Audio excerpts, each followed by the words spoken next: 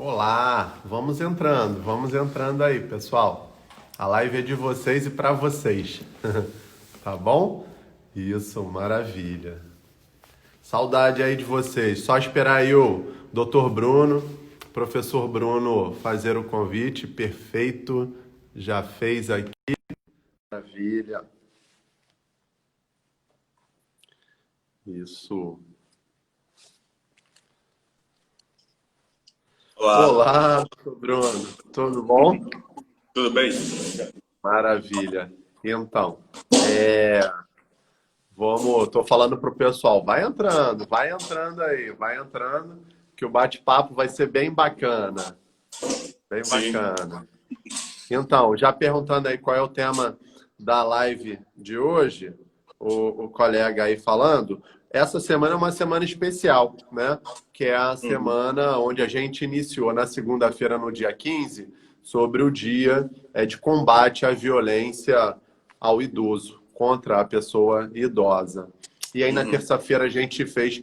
Hoje durante toda a semana, a gente está subindo uma programação destinada para gerontologia, para a terceira idade. Aí na terça-feira nós fizemos, que passou com a doutora Cintia Arcoverde, uma live sobre prevenção de quedas, ela é fisioterapeuta. E aí hoje, na quinta-feira, com o terapeuta ocupacional, doutor Bruno.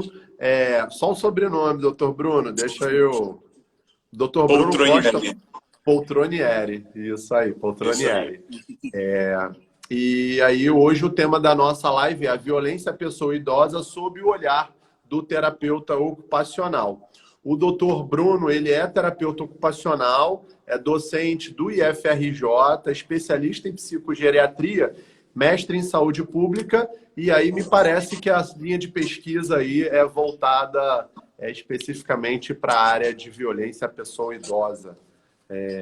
Então, acho que é um grande tema, bem bacana, aí para a gente poder falar mais uma vez sobre a terapia ocupacional nessa semana temática voltada aí para esse assunto. Queria que hoje, já nesse momento, doutor Bruno, se me permite, antes de iniciar a sua fala, falar aí para os colegas, para os alunos, terapeutas ocupacionais, para os profissionais terapeutas ocupacionais que estão aqui conosco, que pela primeira vez na história de gestão do CREFITO 2, nós temos o prazer de ter uma terapeuta ocupacional como vice-presidente do COFITO, que é o nosso Conselho Federal.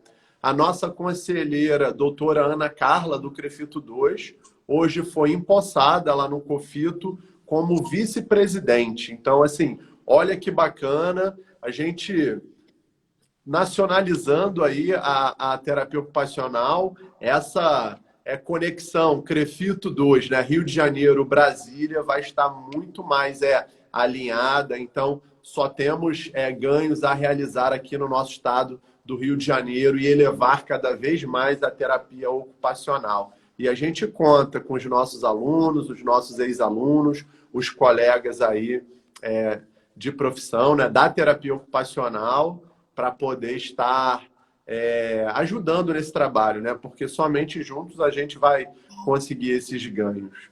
E aí, quero já te agradecer, doutor Bruno. Eu sou o doutor Alisson Gino, diretor de comunicação aqui do CREFITO 2. A gente vem conduzindo as lives toda terça e quinta aqui pelo CREFITO, e é um prazer ter o senhor aqui, terapeuta ocupacional, com esse bate-papo que eu acho que vai passar muito rápido, vai ser bem um papo agradável aqui sobre a Com terapia certeza. ocupacional. Agradeço aí em nome do nosso presidente, doutor Vini Raio, o seu aceite, tá? Em estar aqui conosco, e fique à vontade aí para conduzir o tema. As perguntas vão subindo aqui, doutor Bruno. Fique à Uhum. vontade. E pode deixar que eu vou olhando, e conforme o nosso papo for fluindo, eu vou inserindo ali as perguntas para a gente poder falar. E no final a gente sempre abre aí também para o pessoal poder participar, tá? Isso é que é legal de estar participando ao vivo da live, que você pode interagir com os colegas que estão aqui falando, tá bom? Tá bom. Fica à Bom, vontade. Alisson, boa tarde a todos. Eu queria agradecer, né, a Alisson, a Ana Carla, né, que está aí assumindo, né, esse desafio. pelo convite, né, e parabenizar pela iniciativa, né, do CREFIT de estar trazendo o debate, né, de saúde do idoso aí nessa semana, né, que de fato é bem especial, porque celebra uma data aí bastante simbólica, né, que é a questão da consciência contra da violência, né, contra a pessoa idosa, né, enfim. Então, muito obrigado, né, espero contribuir bastante aí, né, com o debate, né, eu fiz o meu mestrado na área de saúde pública, mas a minha linha justamente foi violência e saúde, né? E dentro disso estudei, de fato, a violência contra pessoas idosas institucionalizadas, né? Moradoras de instituições de longa permanência para idosos, né? Então, Bacana. acho que eu posso contribuir um pouco, né, com a temática, assim, né? E trazer um Tem pouco da tudo minha a ver. experiência. Tem bastante a ver, né? Você é o cara, você é o cara. Não, não sou não, mas a gente contribui um pouquinho, né? Enfim, trazer o debate. É um debate muito atual, Alisson, assim, né? É sempre necessário, porque o que a gente vê nesse momento, né, de pandemia, de isolamento social, é como, de fato, a gente vê que a violência ela não se dá só no aspecto físico, né? Quando a gente fala em violência, muitas vezes a gente pensa logo nas violências físicas, né? Aquelas que deixam marcas, que são mais palpáveis, né? Que são visíveis, né? Mas quando, na verdade, existe uma série de outros tipos, né? De outras violências, né, chama de natureza de violências, que não deixam sequelas a olho nu, né, que você pode ver não, mas que são perpetradas e não deixam essa marca assim visível, né? E, por exemplo, agora, nesse momento, como eu estava falando, de isolamento social, a gente vê claramente isso, né? Assim, a gente vê como existe né, em inglês se usa esse termo ageísmo, né, ou etarismo, né, ou seja, um certo preconceito mesmo com pessoas mais velhas, né? A gente acompanhou isso, né, em países em que a política muitas vezes era de ter que escolher entre uma pessoa mais jovem e mais idosa, e a pessoa mais idosa era aquela que era escolhida para não ser, por exemplo, assistência. Né? A gente viu também nas redes sociais muitos jovens fazendo, às vezes, até uma certa chacota, digamos assim, falando que o Covid-19 era uma doença só que atingia os velhos, né? Enfim, É. se a gente for para pensar, isso já expõe alguma coisa, né, sobre a nossa sociedade, né? Enfim, então é isso, né?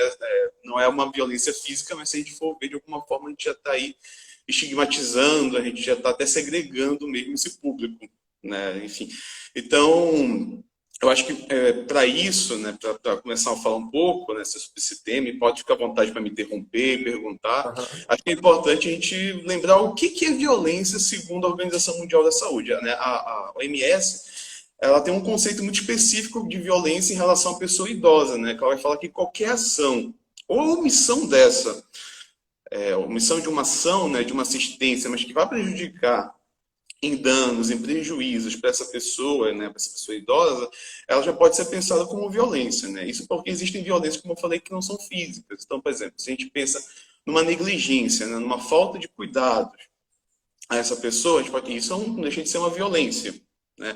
Inclusive, esse é um dos tipos mais frequentes de violência, por exemplo, que eu já presenciei, que tive que dar alguma assistência, né, em relação mas existem outros, se a gente pensa também, né, nas ameaças, né, muitas vezes que existe também, não deixa de ser também, né, uma violência psicológica. Então, vocês podem ver que a definição da Organização Mundial de Saúde ela é bem ampla, né, e não incorpora somente essa questão. Né? Acho que esse é um primeiro ponto que a gente precisa sempre resgatar. E aí acho que é importante lembrar também como a violência ela é uma questão muito séria hoje, falando de forma geral, né? Agora não só do idoso. Né? Se a gente for comparar com outros países, né? O Brasil ele tem um índice, né? Ele traz um prejuízo para os cofres públicos, assim, em termos de assistência, né? De cuidados assim, e de morte também, até maiores do que certos países que têm conflitos assim, similares à guerra. Né? Então a gente tem um problema seríssimo. E quando se fala na saúde do idoso, também é muito sério, porque, por exemplo, o idoso que tem algum, por exemplo, que sofre alguma sequela, né, por conta de uma violência, por exemplo, ele é empurrado e cai. Se ele tem uma fratura, a tendência é que ele fique hospitalizado por muito tempo, porque a gente sabe que essa consolidação vai ser mais lenta, vai ser mais devagar, né? Enfim, a chance dele também ter um declínio cognitivo hospitalizado por conta dessa ação anterior também é muito grande, né? E aí é um gasto, né? Porque essa pessoa vai ficar mais tempo internada, né? Então, é um problema muito sério, né, que a gente precisa realmente falar. E isso a gente está falando ainda das sequelas físicas, mas se a gente for pensar também no isolamento que muitas vezes, na ruptura de direitos, né, a fragilidade emocional que a violência também, que a pessoa que sofre, né, que vivencia uma situação de violência, que ela sofre também, ela também traz um impacto gigante para essa pessoa, porque ela tende também a adoecer, né, e precisar de assistência cada vez mais, né, de cuidadores ou de um familiar que esteja lá com ela, né, o tempo todo. Então, acho que esse é importante a gente pensar isso, né? Que a violência ela traz prejuízos, sim, pessoais, mas ela não é um problema pessoal. A gente tem que entender ela como um problema coletivo e um problema de saúde pública. E aí, puxando um pouco sardinha, né? Porque eu vim, né, da saúde pública, né, lá na Fiocruz, né? Então, mas é importante a gente coletivizar de fato, entender que isso não é um problema só familiar, né, ou daquela pessoa específica, né? Ele é uma questão de todos nós, da sociedade de fato, né? Por quê? Porque todos nós, né, estamos envelhecendo desde o momento que nascemos, e porque a gente está deixando de ser um país adulto. Né? Nesse momento, o Brasil ainda é considerado um país adulto, mas as projeções, né, dos demógrafos, né, se vocês for pegar o IBGE aí, é que a gente, daqui a alguns anos, já incorpore aí como um país considerado velho, né, idoso de fato. Então, nada nos isenta também de um dia vir sofrer uma violação de direitos, né, direitos humanos, inclusive. Né? Então, é importante também a gente ter consciência disso. Né? Acho que esse é um outro aspecto aí. Acho que é importante a gente também tomar consciência. Por isso, quando a gente fala em violência, a gente pensa que para combater ela, a gente precisa trabalhar também com uma linha de prevenção. Né? E meio estranho, às vezes, né? Falar em prevenção de violência. Né? É diferente de você prevenir, sei lá, diabetes, uma hipertensão, que a gente sabe que é alimentação, enfim, que controla, né? Às vezes, hábitos saudáveis. Né? Mas, assim, existem 3 linhas, digamos assim, gerais, né, de prevenção à violência. Né? A gente pode falar numa linha mais geral, né, que vai atingir todos os cidadãos. Então, quando a gente começa a trazer, né, conscientizar a população, né, as pessoas, nossos familiares, as gerações mais novas, sobre a importância de se respeitar, ou pelo menos promovendo ações intergeracionais, né, junto com essa pessoa, né, mais velha, de alguma forma a gente está promovendo laços afetivos que já de alguma forma vão combater, né, qualquer perpetração de violência. Né? Então essa é uma ação mais geral, né, que se dá para todos, mas a gente também pode pensar em públicos, né, pensando aí numa prevenção mais secundária também, que são mais... tem maior possibilidade de vir sofrer essa violência, né? A gente já pode dirigir um pouco mais essa ação, e um terceiro que são para aqueles que sofreram de fato, né? Que a gente direciona mesmo para familiares que às vezes perpetraram, idosos que sofreram, né, essa violência. Então é possível também prevenir a violência. Esse é um outro ponto que eu acho que é importante sempre a gente pensar. Né? É possível a gente promover comunicação, né, de paz, né, e não violenta. Isso também existe. Existem técnicas justamente para promover essa cultura de paz e a comunicação não violenta, né, nesse âmbito também.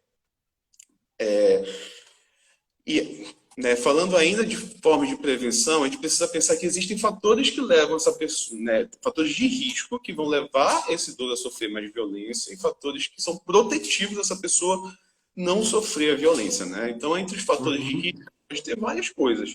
Por exemplo, aquele idoso que já está com uma demência, né, eu atendi por muitos e muitos anos, né, pessoas com vários tipos de demência, a gente sabe que existe uma sobrecarga nessa família. Né? Essa família fica muitas vezes sobrecarregada com os cuidados. Né? E muitas vezes essa família, por estar sobrecarregada, ela acaba se estressando, ela acaba de fato se irritando, porque a gente sabe que o manejo não é fácil, a pessoa repete muitas vezes aquilo que falou, ela demanda muito de você, ela te chama às vezes o tempo inteiro, e ela realmente às vezes precisa ser orientada, né, para fazer uma atividade ali no dia a dia dela. Né? Com isso, às vezes, acaba que, de fato, de tanto estresse, de tanta sobrecarga, as famílias acabam, às vezes, tendo um manejo, de fato, muito abrupto. Às vezes, acabam cometendo, de fato. Né? Às vezes, é uma pessoa, um familiar só, para cuidar dessa pessoa, né? Que acaba fazendo isso, de fato, porque está sobrecarregado. Então, por exemplo, esse é um ponto. A sobrecarga que existe, né, desse cuidador, é algo que pode levar, por exemplo, a uma violência. A dependência financeira também, né, familiar que existe às vezes entre o idoso e o familiar também é outra questão que pode levar a vir ter uma violência financeira, né? A violência financeira Uhum. ou patrimonial, algumas pessoas querem chamar, é aquela famosa, clássica, né? A gente vê que a pessoa, o idoso tem seu cartão, onde recebe às vezes a aposentadoria, a pessoa pega esse cartão e some na vida, né? Ou vai para sua cidade de origem, vai para sua família, mas esse dinheiro o idoso quase não vê, né? Ele perde de fato Uhum. governabilidade sobre essa sua renda, né? Isso é uma violência patrimonial. Mas Aham. essa dependência financeira, ela também pode levar aí a uma violência, né? Justamente essa falta, às vezes, também, né, de interação entre gerações também, às vezes provoca um estranhamento também entre diferentes, né, gerações mais jovens com as mais velhas, também, às vezes leva esse desrespeito, né? Então, existem uma série de fatores, né? A própria depressão também, ela também pode ser um outro fator considerado de risco se a gente pensar numa violência auto-infligida, ou seja, aquela violência que é cometida contra si mesmo, né? A OMS, por exemplo, coloca que a violência auto-infligida, né, a tentativa de suicídio, o suicídio também é um tipo de violência. Violência para si, mas é, Aham. né? Ô, doutor Bruno, pensando aqui já na sua fala, até porque a live ela é aberta pelo nosso canal do Instagram, então tem famílias assistindo, pessoas da sociedade em geral, que não são terapeutas ocupacionais. E Sim. aí, pegando aí um pouquinho da sua fala, até porque hoje todas as famílias têm no seu seio familiar uma pessoa idosa, né, da terceira idade. Digamos então que a violência ela está dentro, é um evento, pode ser considerado um evento social. Assim, ele está o fato, como você trouxe, doutor, a violência física, né? Tá ali e aconteceu. Mas existe todo um contexto social para que findasse naquele ato físico, que às vezes não chega no físico, mas chega talvez numa postura de isolamento daquela pessoa idosa, numa fala, né? Então é multifacetada, né? A gente, enquanto profissional de saúde, aí o terapeuta ocupacional, ele entender essa rotina daquela família é importante para poder compreender e aí sim poder ajudar, enquanto profissional de saúde, terapeuta ocupacional, aquela família. Seria mais ou menos isso?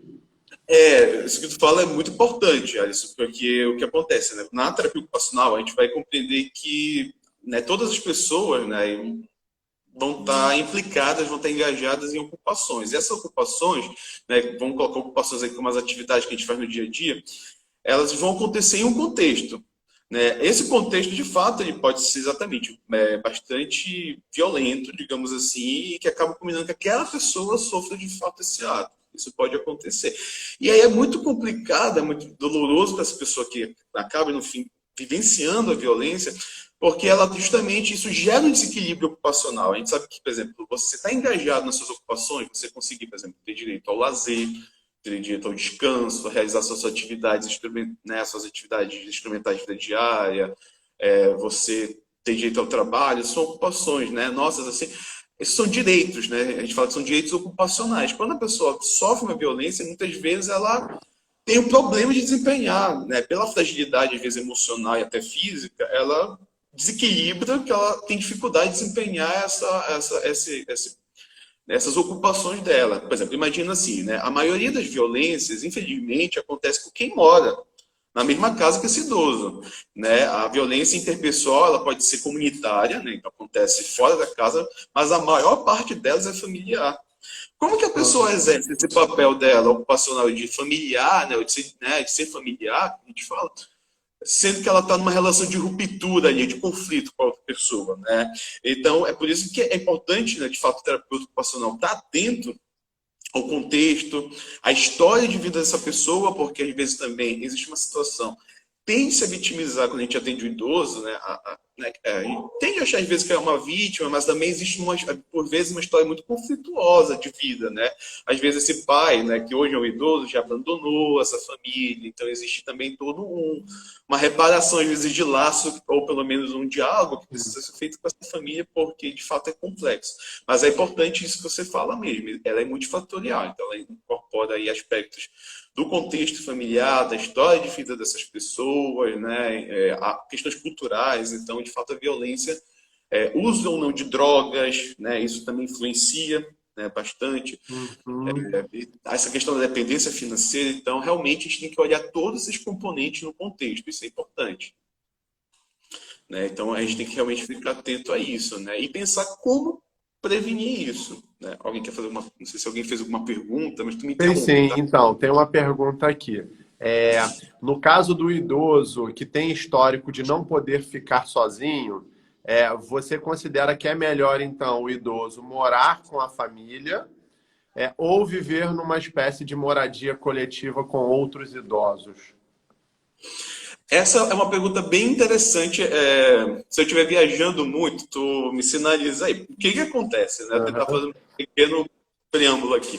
A gente tem um problema no Brasil, né? Que é não só no Brasil, né? Mas falando no nosso país aqui especificamente, a gente não tem hoje por hoje, de fato, uma política de cuidados de longa duração, né? Hum. Então, assim, hoje a gente tem, por exemplo, várias instituições de longa permanência para idosos, ou abrigos, casa lá, casas geriátricas, como queiram chamar.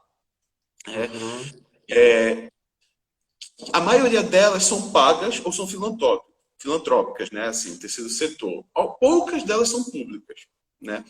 Por outro lado, a gente tem as famílias, né? Que às vezes também precisam trabalhar, tem toda a sua dinâmica, estudam, trabalham, né? Tem seus outros afazeres aí no dia a dia, né? E acaba que se muitas famílias não querem colocar essa pessoa no abrigo, no ILPI, vamos colocar ILPI, que é o termo, né? Mais geral aí, para ficar com esse idoso, porque eles acham que eles vão cuidar melhor, né? Mas isso vai depender muito realmente do local que você vai. Assim, você tem que ver, por exemplo, qual é a condição do seu. Vamos lá, você tem que ver qual é a condição dele de ser desse idoso. Assim, ele requer muitos cuidados ou ele não requer Isso. tantos cuidados? É mais uma questão de hotelaria, ele precisa de um espaço físico ou não? Essa casa que você pensa em colocar o idoso, né? Ele tem cuidadores, ou você tem que pagar um cuidador por fora para ficar com ele.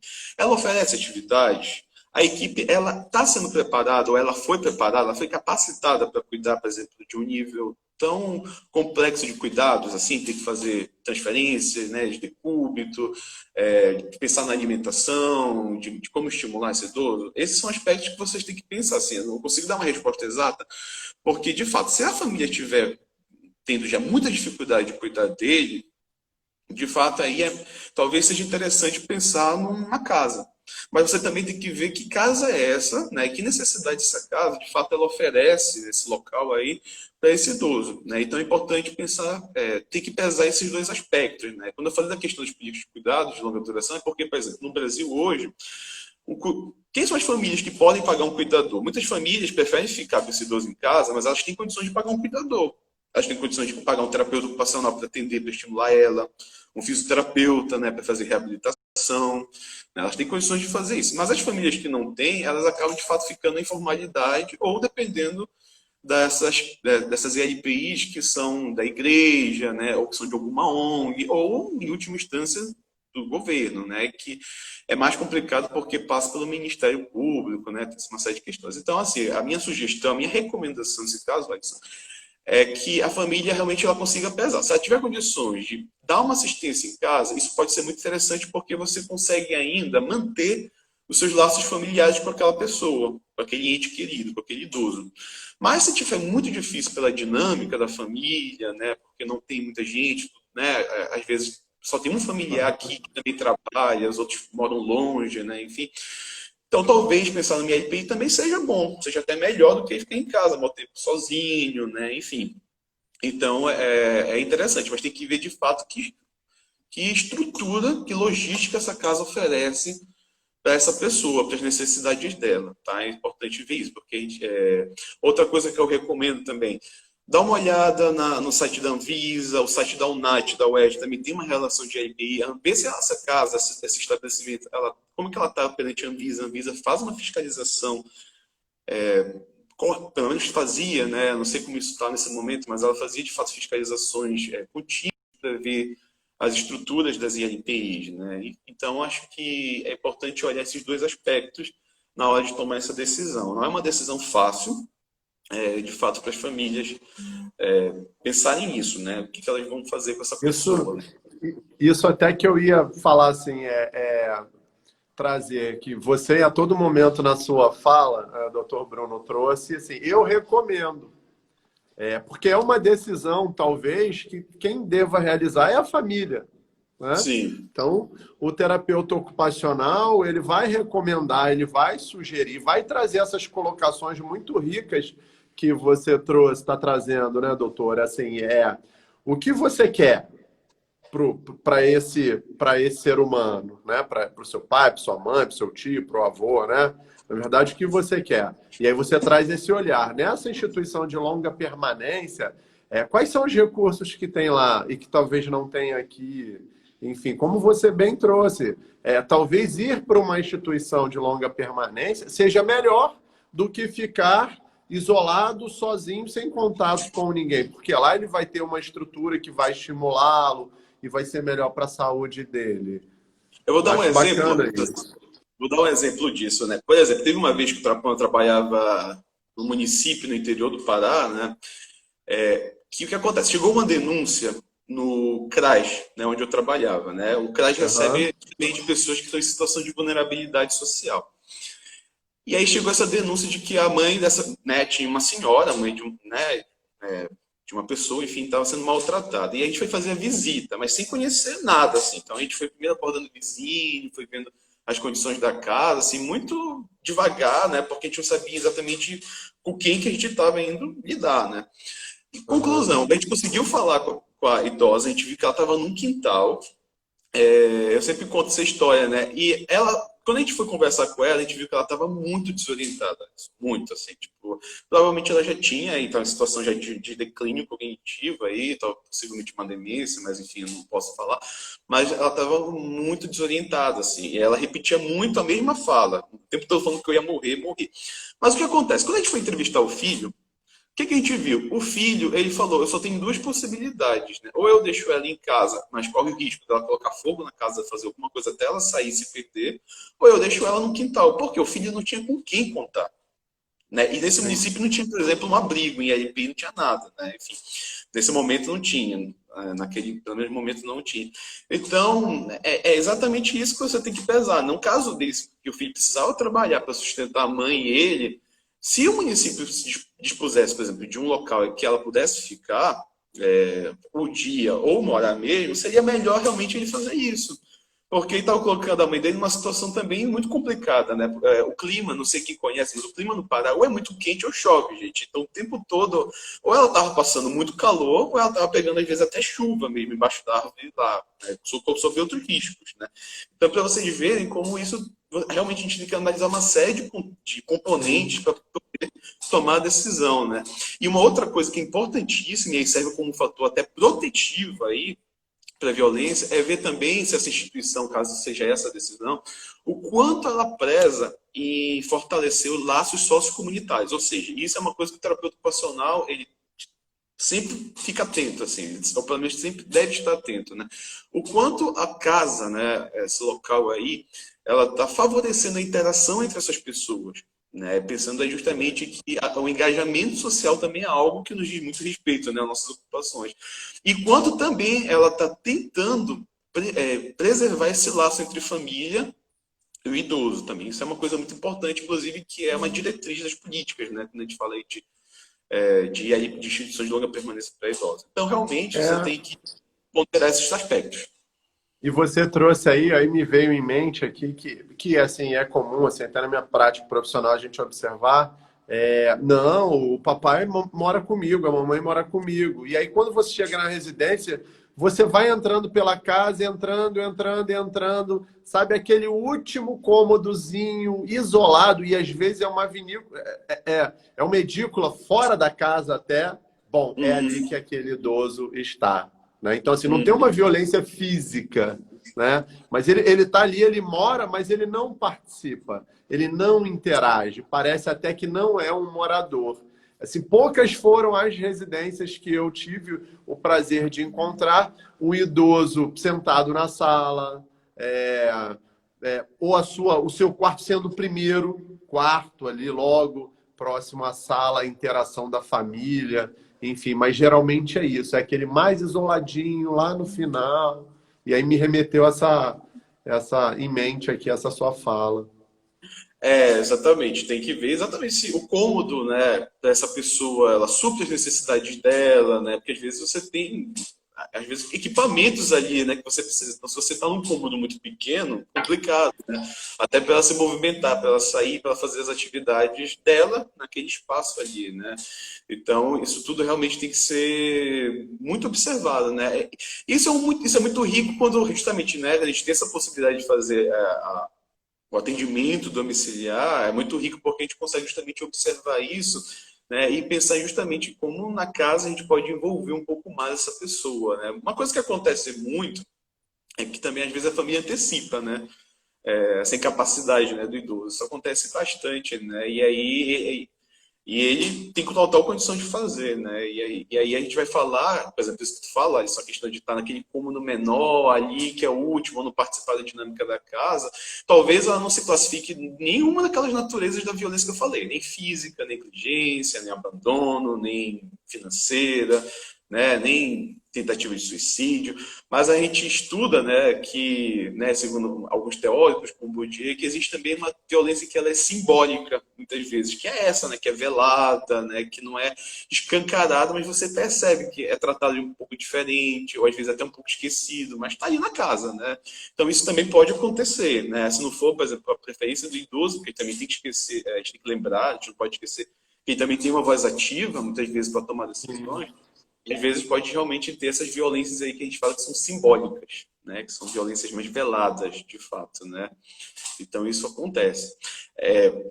Nesse exemplo que eu falei mesmo, né? Quando a gente fala que o Covid-19 é uma doença que atinge só idosos, né? Não deixa de ser, de certa forma, uma expressão de uma violência mais estrutural que a gente tem hoje, né? Que é o quê? É naturalizar violências à pessoa idosa, né?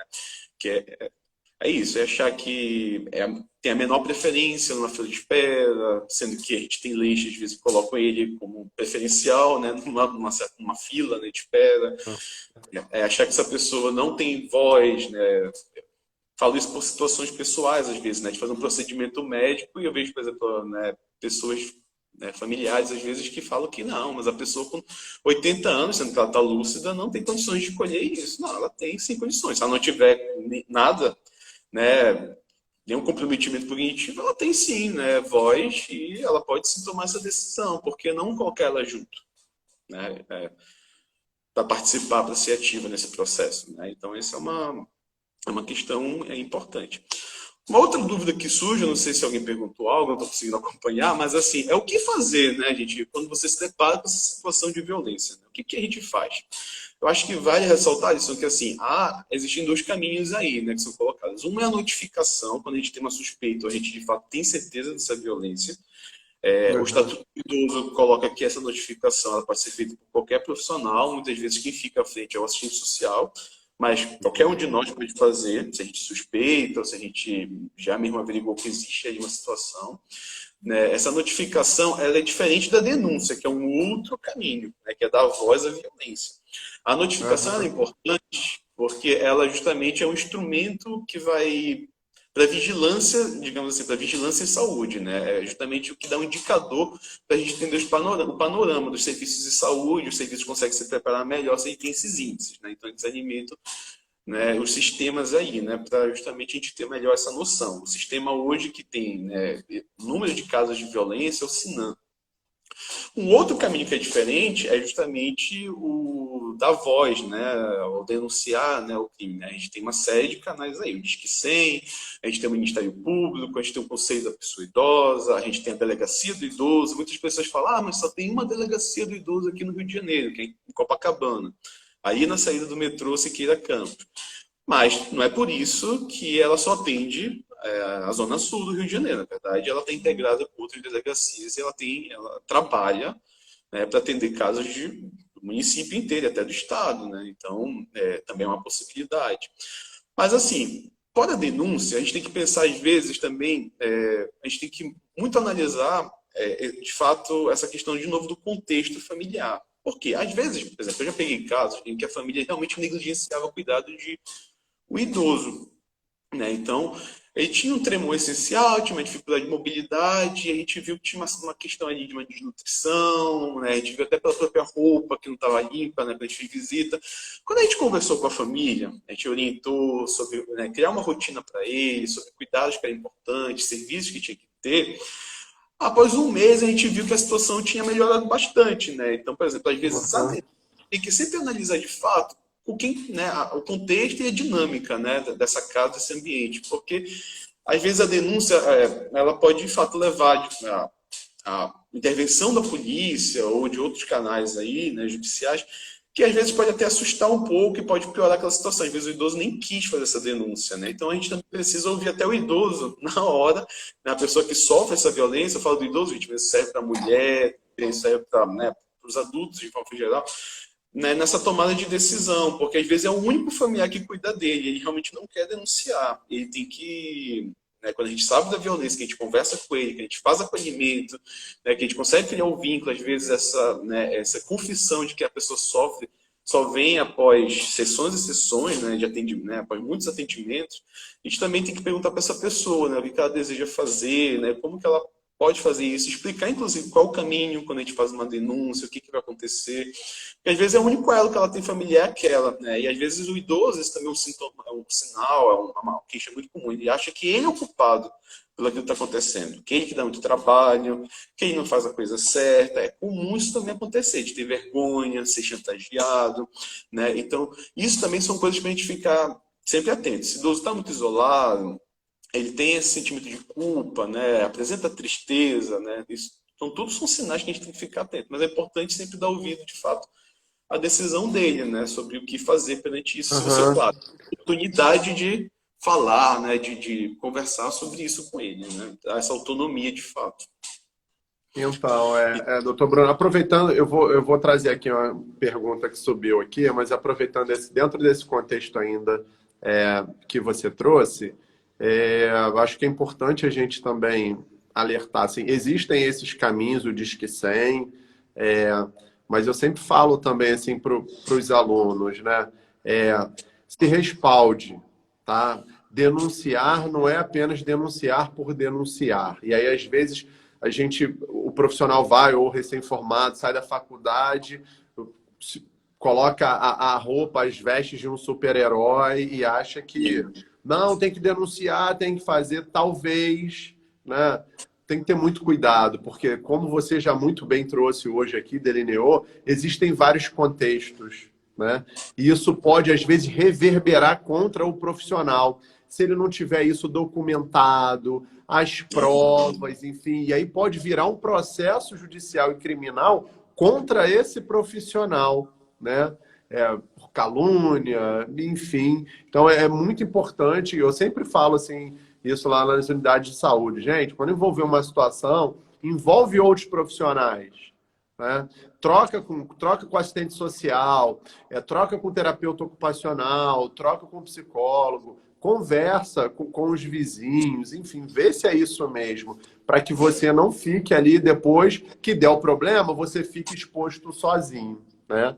É, e aí tu trouxe aqui uma pergunta, doutor Bruno, é o seguinte, dentro desse quadro atual, né, do isolamento social do idoso, eu acho que principalmente aí hoje está exacerbado pela questão da Covid-19, sim. que está sendo mais agravado, o senhor percebe alguma iniciativa pública se preocupando em manter esse alinhamento com as diretrizes da Política Nacional de Saúde da Pessoa Idosa? Vamos lá. Primeiro, só comentando o que tu falaste, essa questão de você documentar, ou pelo menos tentar, né, documentar, porque nem sempre é isso, né, é possível, mas você colocou um ponto que é importantíssimo, né? Quando a gente pega as experiências exitosas que a gente tem de combate à violência, né, eu tive a oportunidade de ler algumas, inclusive comunidades indígenas, no Nordeste, aqui no Rio de Janeiro, para Bacana. justamente fazer uma pequena contribuição aí, que deve ser em breve. O que, que a gente observa? Uma coisa importantíssima é que esse é um trabalho que não pode ser solitário. Então, não pode ser só eu, Bruno, por exemplo, fazendo a denúncia ou manejando esse caso de violência, né, querendo justamente vestir a minha capa, né? Que eu preciso acionar uma rede, né? Então, a intersetorialidade, ou seja, setor saúde conversando com assistência social, ou seja, indo lá CRAS, né, que é o Serviço de Referência de Assistência Social, né, ou Serviço de Referência Especializado de Assistência Social, né, o CRES seria melhor, mas eu indo justamente, de repente, né, a saúde com assistência social, com, sei lá, se tiver uma Secretaria de Direitos Humanos, Conselho do Idoso, a área aí mais da justiça, né, enfim, se houvesse diálogo entre os vários setores, né, entre as várias equipes, esse é o melhor, essa é a melhor abordagem que pode ter. Então, esse trabalho intersetorial e interprofissional também, que envolve mais de uma categoria profissional. De fato, a gente vê que qualquer manejo, né, qualquer ação no combate, na prevenção à violência, a gente precisa pensar nesses dois aspectos, tá? Na intersetorialidade e eu acrescento a interprofissionalidade aqui também, que eu acho que também é algo importante. Então, de fato, envolver equipe, né, envolver outros setores, outros serviços aí, que não seja só a saúde, porque a saúde às vezes também não dá só conta, né, a assistência às vezes precisa ser acionada, né, os CRAs, os CREF, isso é importantíssimo, tá? E vamos lá, se existe alguma iniciativa pública hoje que esteja alinhada aí com as políticas? Essa pergunta? Isso aí. O que eu sei, assim, o que eu soube, né, assim, que existe a nível aí falando de Estado, né, de fato, né, a gente teve aqui no Rio de Janeiro, pelo menos, a gente teve a questão dos hotéis, né, para idosos. Não sei se foi só para idosos, mas eu sei que tinha um percentual desses quartos aí disponíveis para idosos, né, que precisavam. Para idosos, era para idosos específico. Eu recebi alguma notícia, inclusive, de uma colega da assistência social sobre isso, né? Essa foi uma iniciativa que eu vi estar alinhada no sentido justamente de proteger, né, essas pessoas, dado que elas são o principal grupo de risco, né? Uma outra questão, outra frente que está tendo é uma frente aí às ILPI, as instituições de longa permanência da idosa, né? Existe uma pesquisadora da Fiocruz de Minas, a Carla Giacomin, que é médica, né, geriatra, que está à frente, né? Mas teve todo um documento que saiu, né, para pensar em diretrizes e ações desse público, né? Porque assim, o idoso que está institucionalizado, muitas vezes ele acaba tendo essa dificuldade, por exemplo, de interagir, né, de criar outros redes fora da própria casa, né? Aí vocês imaginam, numa casa, né, que tem, dependendo, né, da ILPI, pode ter muitos idosos ou pode ter poucos, pode ter 20 como pode ter 50 ou mais, enfim. Então vocês imaginam a situação de isolamento que vai ser reforçada, né, por conta da falta de, né, ponto de que não pode ter aglomeração, de que não pode ter toalha. Então, teve também essa iniciativa aí de uma frente de LPIs que está totalmente alinhada às diretrizes aí mesmo, né, nas políticas públicas que a gente tem de saúde do idoso, e também que preconiza os serviços e LPI, né, a priori, assim, são as iniciativas que eu lembro, assim, que houveram, né, assim, que dialogam bastante com as políticas que a gente tem hoje, né, acho que vale bastante a pena ler esse documento, né, da rede da frente aí, né, de trabalho das instituições de longa permanência para idosos, e teve de idosos, né, e teve também esse hotéis, né, isso, não sei se em outros estados isso aconteceu, mas assim que no Rio de Janeiro a gente teve, de fato, quartos destinados para esse público. Legal que você falou, doutor Bruno, sobre as ILPIs. Inclusive, aqui pelo CREFITO 2, a gente enviou ofício para uma série das instituições de longa permanência, porque foi veiculado na época que os idosos tinham que ter menor contato possível. E aí a gente soube, através de denúncia, que algumas ILPIs estavam desligando os profissionais de saúde. E aí só piora mais ainda a questão, né, para a saúde. E aí foi enviado ofício para que é importante sim o terapeuta ocupacional nessas ILPIs, para não é esse o entendimento, não é para desligar o profissional, pelo contrário, esse é o momento de intensificar, sim, as ações de terapeuta ocupacional aí nas ILPIs.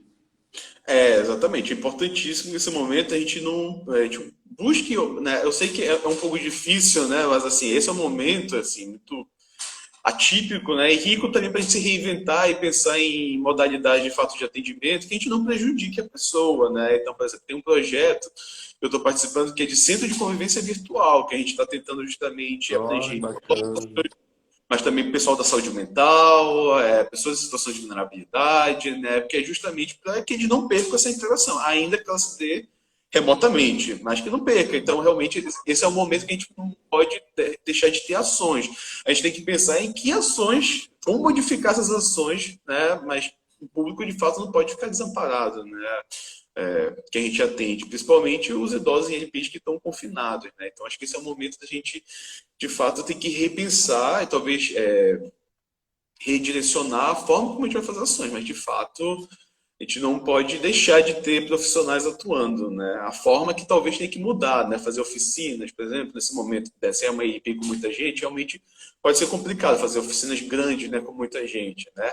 Mas às vezes Uhum. você consegue estruturar atendimentos em formatos menores, com menos pessoas, às vezes individuais, né, e outras modalidades que você consegue ainda garantir essa assistência à pessoa, de fato. Então, realmente não dá para desligar o profissional nesse momento, não, né? Nem que seja para ele, né? Uma outra coisa também que é importante, Alisson, assim, por exemplo, uma coisa que eu vi que muitos gestores situaram como às vezes uma violência às vezes, é que as pessoas que trabalham em casa, às vezes, elas não têm, por exemplo, uma formação em geriatria e gerontologia, por exemplo. E isso acaba, por exemplo, gerando Uhum. problemas na hora de fazer, por exemplo, uma transferência. Então, às vezes, se temos os profissionais, né, terapeutas ocupacionais lá, que estão pelo menos orientando essas pessoas, por exemplo, cuidados, né, básicos do dia a dia, né, se ele consegue pelo menos orientar aquele cuidador, às vezes, que fica na linha, isso já é uma forma de cuidado e que justifica ele continuar na casa. Por exemplo, eu tenho colegas, terapeutas ocupacionais, que incorporaram, por exemplo, de fazer treinamento, por exemplo, de uso de máscara, porque eles observaram o quê? A pessoa colocava máscara, pegava aqui na frente, colocava, né, de qualquer jeito, que, né, levava contaminação, né, enfim. Então, a gente trabalha com isso, né, justamente orientar aí as atividades, né, de vida diária, né. Nesse momento, colocar máscara é uma atividade, é algo que a gente faz como colocar camisa. Então, por exemplo, é importante ter profissionais que possam estar fazendo esse tipo de orientação, né? Entre eles o terapeuta ocupacional, importantíssimo. Então, realmente, essa foi uma ação muito importante, né? De garantir que, de fato, ainda se tem assistência, sim, ao público, né? Que nesse momento está mais confinado ainda. E a gente sabe que o confinamento, ele prejudica, né? Fisicamente e também cognitivamente os idosos, né? Que estão nessas casas, nesse tipo de moradia. Tem até uma. A gente já está seguindo aí para a finalização do nosso bate-papo. Tem uma última pergunta aqui, mas aí, pessoal, se tiver mais pergunta, aproveitem. O finalzinho aí, os minutos finais. Já existem algumas iniciativas focadas em um perfil de idoso que tem autonomia para morar sozinho e não precisa de tanta assistência. Projetos de condomínio, repúblicas, vilas.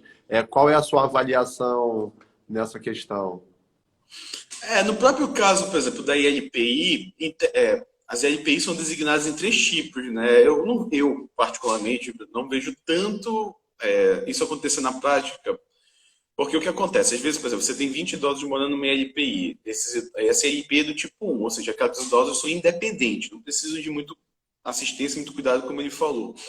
Né? Só que com o tempo, às vezes, as pessoas vão evoluindo e aí acaba virando tipo 2, né? Que já precisa de alguma supervisão, e às vezes evoluindo para o 3, que precisa de muitos cuidados, né? E realmente tem que ter alguém cuidando, né? Então, em tese, o terapeuta ocupacional e a própria ILPI, ela precisa ter esse perfil, por exemplo, dessa casa, dessa ILPI. Qual é o tipo de ILPI hoje ela é? Ela é tipo 1, tipo 2, tipo 3, né? Então, isso é uma coisa que é importante todo mundo verificar, inclusive na hora de pensar numa moradia para essa pessoa idosa, né? Essa LPI aqui, ela está em qual perfil mais? Ela atende mais a qual perfil? Sobre essa questão dos projetos de moradia que tem, a gente vê algumas iniciativas de fato, né? Acho que teve um estado do Nordeste que criou um condomínio só para idosos, acho que teve uma outra iniciativa em outro país também, algo muito semelhante, né? Justamente pensar em bairros que são mais destinados, né? Para idosos, né?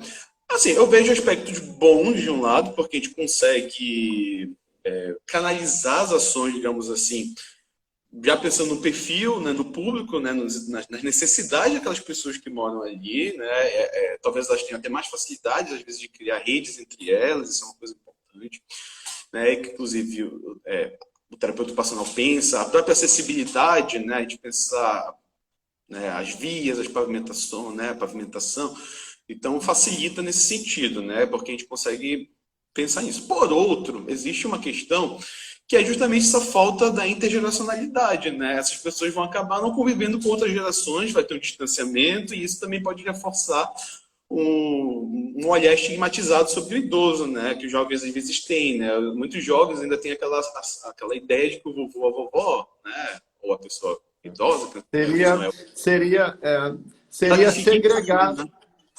Segregar, exatamente. Então, assim, a minha perspectiva é de ver para um lado um pouco mais negativo do que positivo. Não tem uma avaliação assim, de que essa é ruim, de que isso é condenável.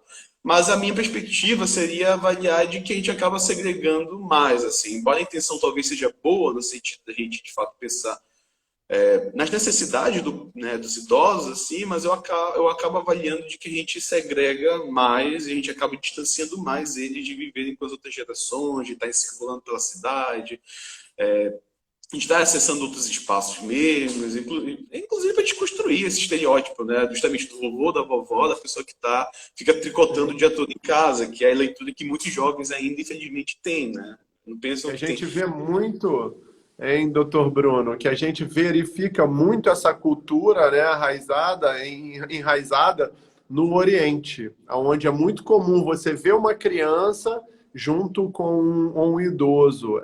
Existem atividades, inclusive, que são estimuladas das crianças com os idosos. Então, existe essa lá no Oriente. Aqui no Ocidente, a gente ainda tem aí esses paradigmas a serem quebrados aí. A gente tem isso a ser quebrado. E, assim, no próprio Oriente, se a gente for pensar, o Japão, por exemplo, ele já tem hoje alguns problemas com isso, porque até então, o Japão hoje é um dos países mais velhos que existe no mundo, assim, e a gente começa a já ter problemas, né? Antigamente se tinha toda uma cultura justamente de sabedoria, de entender que essas pessoas têm mais sabedoria, os idosos, e é um país que, por exemplo, hoje começa a ter já algumas dificuldades. Muitas pessoas, né, com mais de 60 anos moram sozinhas, muitas mesmo. Inclusive, eu li uma reportagem, eu não sei o quanto a gente pode generalizar isso, mas eu li uma reportagem quando eu fiz talvez também estudando para dissertação, eu li uma reportagem que falava justamente sobre alguns idosos que faziam pequenos delitos para eles irem presos e aí terem com quem minimamente conversar, né, para te ver. E no Japão existe uma coisa assim, da tecnologia muito avançada, que às vezes, por exemplo, esse idoso mora sozinho, né? Então, para te ver como isso também já é um pouco realidade lá. Muitos idosos moram sozinhos. Ele consegue, por meio remoto, assim, tocar em em um instrumento que já vai dar os sinais vitais deles. E aí a ambulância chega rápido, né? Se precisar.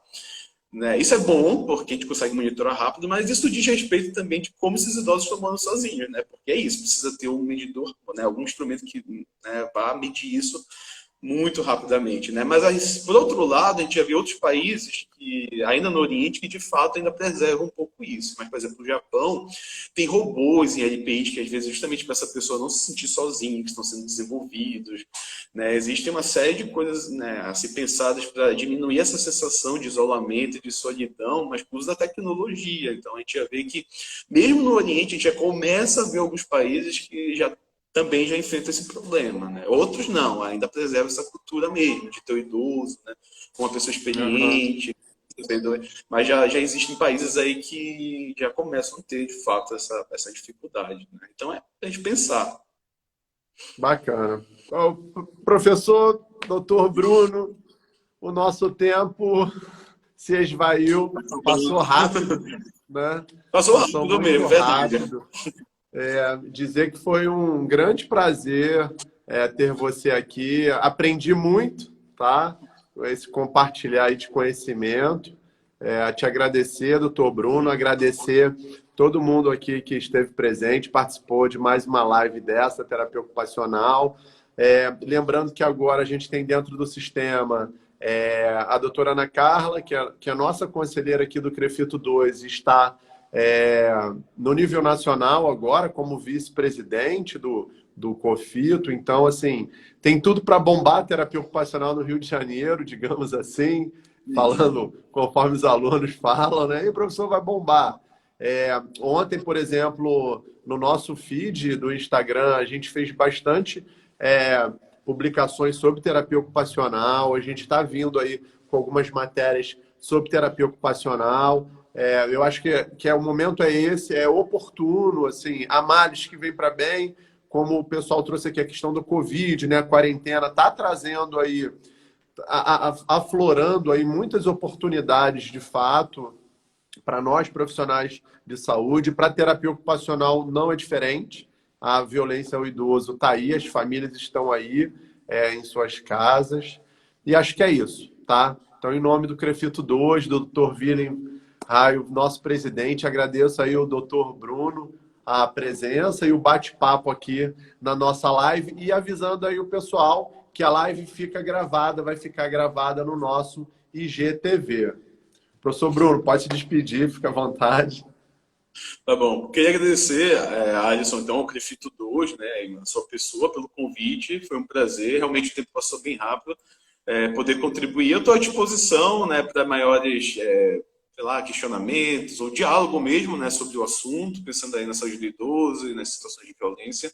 Estamos à disposição para contribuir, né, porque esse é um tema para mim que é isso, é muito relevante, é muito pertinente e a gente precisa falar sobre isso, né, ainda mais nesse momento de isolamento social, né, que escancara aí uma série de desigualdades e de violências e idosos estão entre os grupos de risco maior, né, a estar sofrendo. Então, me coloco à disposição para qualquer diálogo aí, no sentido de enfrentar esse problema. Muito obrigado, viu?